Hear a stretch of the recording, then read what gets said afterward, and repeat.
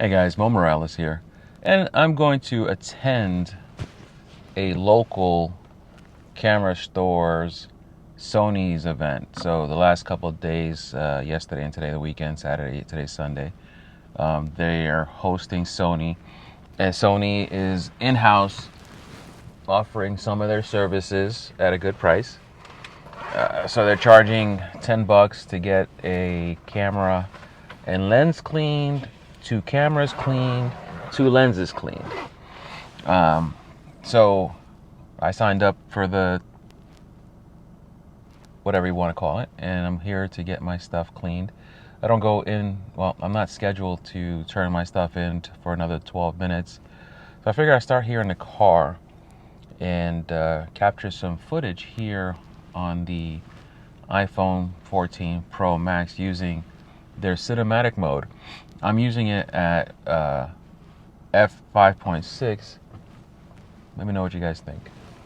I have brought my newly acquired, very old Fuji X-T2 with the newer 23 millimeter f1.4, which I've been loving so far. Of course, I haven't had a chance to take it anywhere else other than around the house shooting my favorite subject, PJ. But again, I've enjoyed the photos I've captured so far with this camera lens combo. I always find that as much as I love the colors I get from the Fuji cameras and the JPEGs that come straight out of camera using one of their film simulations, it's just so amazing. But I'm always upset at how limited I am with their ISO. And again, this camera is 5-6 years old, so its ISO capabilities were not astronomical even back then, but anything under 1600, more than usable. Anything over 1600, like, if you get to 3200, you're having like a grain soup, which, sometimes it doesn't matter. That might be what you're looking for. If you're doing street photography or if you're looking for something grittier, the grain actually adds character. And I think that the character that the Xtrans sensor, whatever it's called, I'll put it right here. I won't put it right here. I'm just going to raise my hand and act like I did it. Whatever the name of the sensor is, I think it's just one of the best sensors ever made.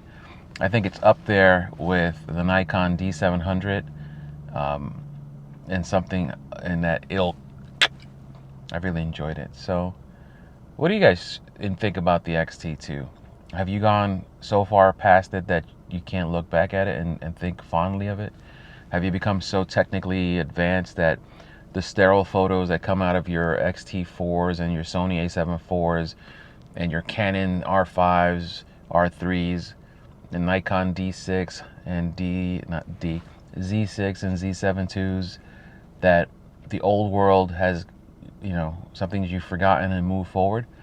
I think sometimes revisiting the past, especially not that distance of past, you can really explore and be happy with. I think the X-T2 sensor was on so many of Fuji's cameras for so long that, I think it actually changed the APS-C game. I think that sensor was better than the Trans 1 sensor. It's not as good as the one they have now as far as technical prowess, but I think the real feel that you got using it is what made it such a beautiful sensor. And which is why, as much as I quit Fuji, and I quit them a lot, I've had 2 X-T2s, I've had an X-T3, 2 X-T3s actually, I've had the X-T4, I had the X100 original, the X100S, the X100T, the F. I never got the 5, the V, because I could never find it. I've always wanted the V, but I think it's 3+ years old now, so maybe wait to see what the 6 is going to bring, because I'll probably have better luck getting a 6 than a used V at this point. So my point is, I've had all these cameras from Fuji and all these sensors in the past, and I always keep coming back to the X100Ts and the X-T2's sensor. I never had one of the I did have an X-T30 for a hot minute, and just did not like the nakedness of the back. you know, the fact that I like having all this stuff on my camera. I like a D-pad, I like buttons, customizations, and stuff like that. The XT30 was the first one I had that got rid of the D-pad and went straight to a joystick and touch sensor. All right, I'm gonna wrap it up here, go inside, and see what's going on. We'll continue this in a minute. So this is my local camera store. It's Unique Photo right there. They have a large selection of some stuff here. Sony setup over here. That's where they're doing all the cleaning. This is their used section back here. Nowhere near as big as B&H's, but it's still, you know, better than nothing. They have a clearance section over here. Very nice.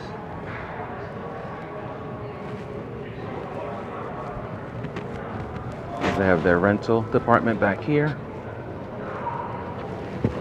Their brand new stuffs. Nikons, Fuji's, Panasonic, DJI, Sony. Notice there's not a Canon section. I wonder if that's by choice. I said there wasn't a Canon section, but the Canon section is actually the biggest section in the house. It's got their printers, their cameras, their lenses, their equipment, their video stuff, their inks. Here I am saying there was no Canon section. It was just so big that I couldn't see it. Some old-fashioned cameras right here.